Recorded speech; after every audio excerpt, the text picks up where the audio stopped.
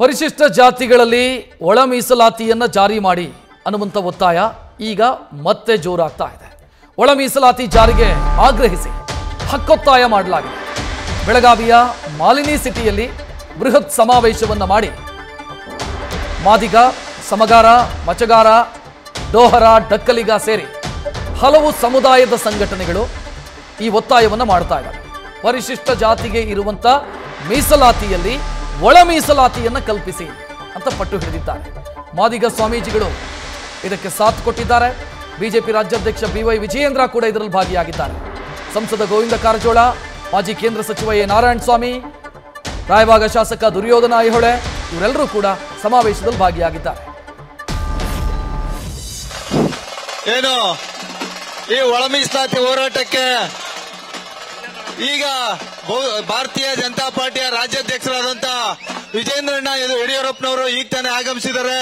ಅವರಿಗೆ ನಮ್ಮ ಏನು ಈ ಮಾದಿಗ ಸಮುದಾಯದ ಪರವಾಗಿ ತುಂಬು ಹೃದಯದ ಸ್ವಾಗತವನ್ನ ಬಯಸ್ತಾ ಇದ್ದೇನೆ. ಎಲ್ಲರೂ ಜೋರಾದ ಚಪ್ಪಾಳೆ ಹೊಡೆಯುವ ಮೂಲಕ ಸ್ವಾಗತವನ್ನ ಬಯಸಬೇಕು. ವಿಶ್ವನಾಥ್ ಬಂದವರು ವಿಶ್ವನಾಥ್ MLA ಸಾಹೇಬರು ಅವರು ಬಂದಿದ್ದಾರೆ. ಯಲಹಂಕದ ಕ್ಷೇತ್ರದ ಶಾಸಕರಂತ ಸಮುದಾಯ ಚಿಂತಕರಂತ ವಿಶ್ವನಾಥ್ MLA ಅವರು ಬಂದಿದ್ದಾರೆ. ಅವ್ರನ್ನು ಕೂಡ ವೇದಿಕೆಗೆ ಸ್ವಾಗತವನ್ನು ಕೋರ್ತಾ ಇದ್ದೆ. ಈಗ ಬಸವಶ್ರೀ ಮಹಾಶಿವಶರಣ ಬಸವಶ್ರೀ ಹರಳೆಯ ಮಹಾಸ್ವಾಮೀಜಿಗಳು ಮಾತಾಡಬೇಕಂತ ಅವರಲ್ಲಿ ವಿನಂತಿ ಮಾಡ್ಕೊಳ್ತಾ ಇದ್ದೆ. ದಯವಿಟ್ಟು ಎಲ್ಲರೂ ಶಾಂತರಾಗಿರ್ಬೇಕು. ಒಳ ಮೀಸಲಾತಿಗಾಗಿ ನಮ್ಮ ಸಮುದಾಯ ಬೀದಿಗಿಳಿದು ಹೋರಾಟ ಮಾಡಿದೆ, ಸತ್ಯಾಗ್ರಹ ಮಾಡಿದೆ. ಬಹಳಷ್ಟು ಜನ ಜೀವನವನ್ನು ತ್ಯಾಗ ಮಾಡಿದ್ದಾರೆ, ಬಹಳಷ್ಟು ಜನ ಪ್ರಾಣ ತ್ಯಾಗ ಮಾಡಿದ್ದಾರೆ.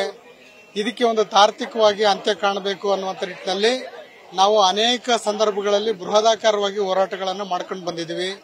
ಅದರ ಅಂತಿಮ ಪರಿಣಾಮವಾಗಿ ಈಗಾಗಲೇ ಸುಪ್ರೀಂ ಕೋರ್ಟ್ ರಾಜ್ಯ ಸರ್ಕಾರಗಳು ಮೀಸಲಾತಿಯನ್ನ ನಿರ್ಧಾರ ಮಾಡುವಂತ ಅಧಿಕಾರವನ್ನು ಕೊಟ್ಟಿದೆ. ಇಂತಹ ಸಂದರ್ಭದಲ್ಲಿ ನಾವು ನಿರ್ಣಾಯಕವಾಗಿ ತೀರ್ಮಾನವನ್ನು ಮಾಡಬೇಕಂತೇಳಿ ರಾಜ್ಯ ಸರ್ಕಾರಕ್ಕೆ ಅಂತಿಮವಾಗಿರುವಂತಹ ಹೋರಾಟಕ್ಕೆ ನಾವೀಗ ಬಂದು ತಲುಪಿದ್ದೀವಿ. ಈ ಸಂದರ್ಭದಲ್ಲಿ ನಾವು ರಾಜ್ಯ ಸರ್ಕಾರಕ್ಕೆ ಒತ್ತಾಯವನ್ನು ಮಾಡ್ತಾ ಇದ್ದೀವಿ. ಬಹಳ ಬೇಗ ಅಧಿವೇಶನ ಮತ್ತು ನಂತರ ಈ ನೀವೇನು ನಾಗಮೋಹನ್ ದಾಸ್ ಅವರ ವರದಿಗೋಸ್ಕರ ಒಂದು ಸಮಯವನ್ನು ನಿಗದಿ ಮಾಡಿದ್ರಿ, ಆ ಸಮಯದ ನಿಗದಿ ಮತ್ತೆ ವಿಸ್ತರಣೆ ಆಗಬಾರದು. ಅವರು ನಿಗದಿಗೊಳಿಸಿದಂತ ಅವಧಿಯ ಒಳಗಡೆನೆ ತೀರ್ಮಾನವನ್ನು ಕೈಗೊಂಡು ಈ ಒಳ ಮೀಸಲಾತಿಯನ್ನ ಜಾರಿಗೊಳಿಸುವ ಮೂಲಕ ಎಲ್ಲ 101 ಶೋಷಿತ ಸಮುದಾಯಗಳಿಗೆ ಸಾಮಾಜಿಕ ನ್ಯಾಯವನ್ನು ಕೊಡಬೇಕಂತೇಳಿ ಈ ವೇದಿಕೆ ಮೂಲಕ ನಾವು ಆಗ್ರಹವನ್ನು ಸರ್ಕಾರಕ್ಕೆ ಮಾಡ್ತಾ ಇದ್ದೀವಿ. ಹೋರಾಟಕ್ಕೆ ಕೊನೆ ಅನ್ನುವಂಥದ್ದಿಲ್ಲ. ನಾವು ಅವರು ಸರ್ಕಾರದವರು ಈ ನಿಟ್ಟಿನಲ್ಲಿ ಏನಾದರೂ ವಿಳಂಬ ಧೋರಣೆಯನ್ನು ಮಾಡಿದ್ರೆ ಹಂತ ಹಂತವಾಗಿ ತುಂಬಾ ಪರಿಣಾಮಕಾರಿ ಅಂತ ಹೋರಾಟಕ್ಕೆ ನಾವು ಸಜ್ಜಾಗ್ತಾ ಇದ್ದೀವಿ. ಇವತ್ತು ಒಂದು ರೀತಿಯ ನಿರ್ಣಯವನ್ನ ನಮ್ಮ ಎಲ್ಲಾ ಸಮುದಾಯದ ಮುಖಂಡರುಗಳು, ಮಠಾಧೀಶಗಳು ತೆಗೆದುಕೊಳ್ತಾರೆ. ನಂತರದ ಹೋರಾಟದ ಸ್ವರೂಪ ಹೇಗಿರುತ್ತೆ ಅನ್ನುವಂಥದ್ದನ್ನ ನಾವು ತೀರ್ಮಾನ ಮಾಡ್ತೀವಿ. 3 ದಶಕಗಳ ಒಳ ಮೀಸಲಾತಿಯ ಹೋರಾಟ, ಲಕ್ಷಾಂತರ ಮಾದಿಗ ಬಂಧುಗಳು ಮೀಸಲಾತಿ ಆತಂಕಕ್ಕೆ ಒಳಗಾದಾಗ, ಮೀಸಲಾತಿ ಮಾದಿಗರಿಗೆ ಮರೀಚಿಕೆ ಆದಾಗ 1976ರ ನಂತರ ಮೀಸಲಾತಿ ಗಣನೀಯವಾಗಿ ಪ್ರತಿ ವರ್ಷ ಅನೇಕ ನೇಮಕಾತಿಗಳಲ್ಲಿ, ಅನೇಕ ಯೋಜನೆಗಳಲ್ಲಿ,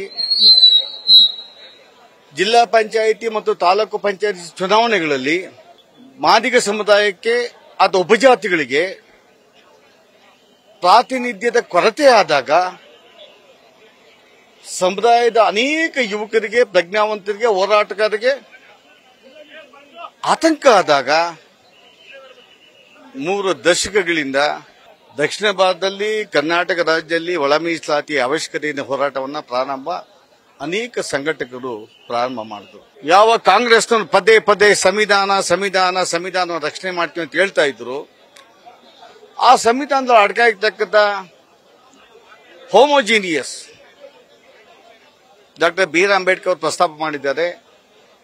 ಈ ದೇಶದ 500 ಹೆಚ್ಚಕ್ಕೂ ದಲಿತರು ಒಳ ಮೀಸಲಾತಿಯಲ್ಲಿ ಇದ್ದಾರೆ. ಆದ್ರೆ ಅವರೆಲ್ಲ ಹೋಮೋಜಿನಿಯಸ್ ಅಲ್ಲಿ ಯಾರಾಲ್ ಹೆಟ್ರೋಜಿನಿಯಸ್ ಅಂತೇಳಿ ಡಾಕ್ಟರ್ BR ಅಂಬೇಡ್ಕರ್ ಅವರು ತಮ್ಮ ಸಂವಿಧಾನದಲ್ಲಿ ಬರೀತಾರೆ. ಅದು ನ್ಯಾಯಮೂರ್ತಿ ಸಂತೋಷ್ ಹೆಗ್ಡೆ ಅವರು ಇವರೆಲ್ಲ ಹೋಮೋಜಿನಿಯಸ್ ಒಂದೇ ವರ್ಗಕ್ಕೆ ಸೇರಿದವರು, ಒಂದೇ ಆಚಾರ ವಿಚಾರ ಇದೆ, ಒಂದೇ ಜೀವನ ಪದ್ಧತಿ ಇದೆ ಅಂತೇಳಿ ಒಳ ಮೀಸಲಾತಿ ಕೊಡಬಾರ್ದಂತ ಆದೇಶವನ್ನು ಮಾಡ್ತಾರೆ. ಅದರ ಒಂದು ಕೆಟ್ಟ ಜಡ್ಮೆಂಟ್ ಪರಿಣಾಮವಾಗಿ ದೇಶದಲ್ಲಿ ಒಳ ಮೀಸಲಾತಿಗೆ ಪೆಟ್ಟು ಬಿತ್ತು. ಅದೇ ಉಷಾ ಮೆಹ್ರಾ ಅವರು ಅವಶ್ಯಕತೆ ಒಳ ಮೀಸಲಾತಿ ಈ ದೇಶದ ಎಲ್ಲ ರಾಜ್ಯಗಳಲ್ಲಿ ಅವಶ್ಯಕತೆ ಇದೆ ಅಂತ ಹೇಳಿದವರು ಉಷಾ ಮೆಹ್ರಾ ಅವರು. ಆದರೆ ಆರ್ಟಿಕಲ್ 341 ಅಮೆಂಡ್ಮೆಂಟ್ ಮಾಡಿ ಕೊಡಬೇಕಾಗಿದೆ, ಶೋಷಿತರಲ್ಲಿ ಶೋಷಿತರಿಗೆ ಕೊಡಬೇಕಾಗಿದೆ ಅಂತೇಳಿ ಪ್ರತಿಪಾದನೆ ವರದಿಯನ್ನ ಸಲ್ಲಿಸಿದಾಗ ಅದೇ ರಾಷ್ಟ್ರೀಯ ಪಕ್ಷ ತಿರಸ್ಕಾರವನ್ನ ಮಾಡಿತು. ಒಳ ಮೀಸಲಾತಿ ಅವಶ್ಯಕತೆ ಇಲ್ಲ, ಆರ್ಟಿಕಲ್ 341 ಅಮೆಂಡ್ಮೆಂಟ್ ಮಾಡಕ್ಕಾಗಲ್ಲ ಅಂತ ಹೇಳ್ಬಿಟ್ಟಿದೆ. ರಾಷ್ಟ್ರೀಯ ಆಯೋಗದ ವರದಿಯನ್ನ ತಿರಸ್ಕಾರ ಮಾಡಿದಂತ ಹೆಗ್ಗಳಿಕೆ ಕಾಂಗ್ರೆಸ್ಗೆ ಬರ್ತದೆ. ನ್ಯೂಸ್ ಫಸ್ಟ್ ನಿರ್ಭೀತಿಯಿಂದ ನಿಮ್ಮ ಪರವಾಗಿ.